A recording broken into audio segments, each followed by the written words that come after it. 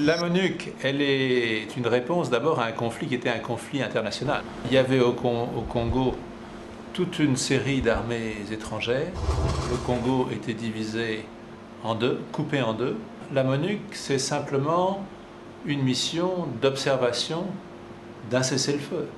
Et c'est au fil des crises que la MONUC s'est transformée pour devenir une mission, je dirais, d'appui à un processus de paix et finalement à la consolidation d'un État en République démocratique du Congo.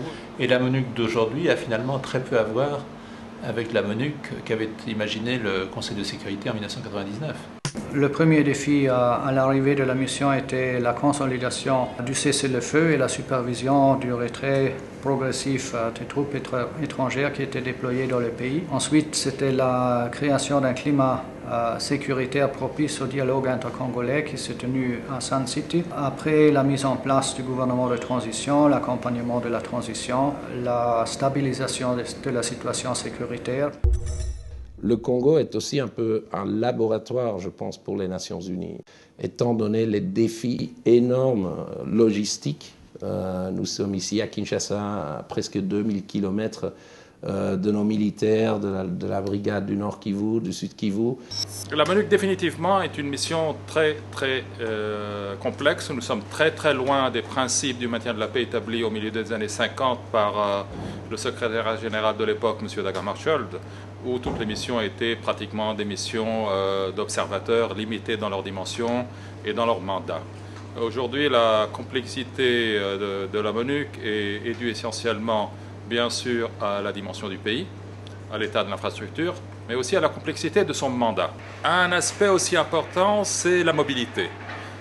Les missions de maintien de la paix qui existent aujourd'hui et qui ont toujours existé sont plutôt des missions statiques, où les contingents, les bataillons sont dans des campements, ne bougent pas beaucoup, mais ici il y a une mobilité certaine. Au jour le jour, les compagnies et les bataillons doivent bouger d'un endroit à l'autre pour accomplir le mandat qui est confié à la mission. Le rôle de la MONUC pour renforcer l'autorité de l'État, l'objectif, c'est quoi? C'est de sécuriser les citoyens. C'est de permettre à l'État, par des institutions soumises au respect de la loi, de régler les conflits entre les citoyens et de protéger les plus faibles contre les abus de ceux qui soit sont plus forts ou soit se sont accaparés le pouvoir de l'État parce que l'État était absent ou était faible. Pour adresser les violations des droits de l'homme, pour adresser la protection des civils, la renforcer, il faut faire taire les armes. Pour faire taire les armes, il faut que les institutions permettent à ce que les gens qui ne sont pas d'accord ou qui ont un problème à poser puissent le poser de façon pacifique, puissent avoir des espaces de communication, d'arbitrage, de discussion, sans avoir à recourir aux armes. Le problème des violences sexuelles a fait couler beaucoup d'encre. Tout le monde en a parlé, tout le monde venait ici, au point où même les Congolais étaient à un certain moment agacés. Ce qu'on a fait, c'est aussi de changer de perspective.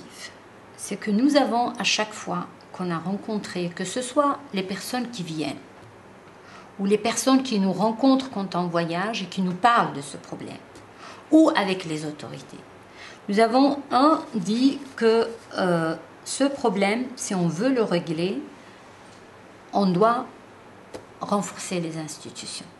Dans le cadre de l'exécution de son mandat, la police MONUC mène un certain nombre d'activités.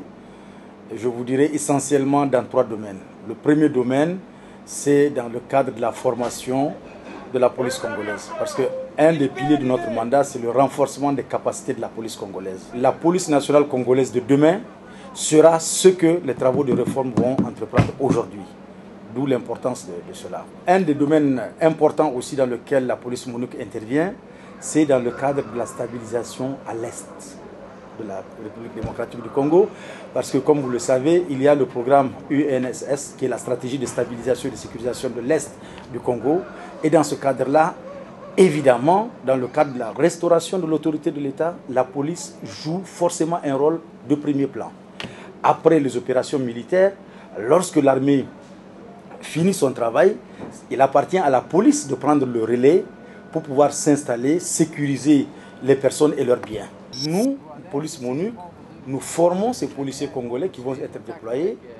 Après leur déploiement, nous sommes chargés de les encadrer, de faire de l'advising, de les conseiller et d'organiser des patrouilles conjointes, police MONUC, PNC, et de pouvoir faire les axes prioritaires qui ont été définis pour pouvoir sécuriser aussi bien les policiers congolais qui sont déployés dans ces zones-là que les populations qui vivent dans ces zones, pour les rassurer, pour enfin créer un climat de confiance et leur montrer que la paix est vraiment en train de s'installer et la sécurité est en train d'être garantie par la police nationale congolaise avec notre soutien, avec notre effort. La réforme du secteur de la sécurité. Nous avons dans ce cadre eu à entraîner déjà 12 bataillons des FARDC à Rwampara, Nialeke, Luberizi, en Ituri, Nord Kivu et Sud Kivu. Mais surtout, ce que nous voulons, c'est que cet entraînement ne soit plus une action isolée, qu'elle rentre dans le cadre d'un programme global où nous pourrions entraîner les FARDC, les aider à trouver de l'équipement, mais surtout mettre en œuvre, coordonner l'ensemble des acteurs pour qu'on puisse les aider à reconstituer les villes de garnison pour que les soldats de plus en plus aient une vie normale. La base d'un État et l'autorité de l'État revient toujours au secteur de sécurité largement défini, militaire mais aussi justice et police. Et sans cela, la stabilité du pays sera toujours en danger. Pour moi, ça c'est vraiment le grand défi pour l'avenir et j'espère que nous pouvons faire partie de la solution ou la réponse constructive à ce défi.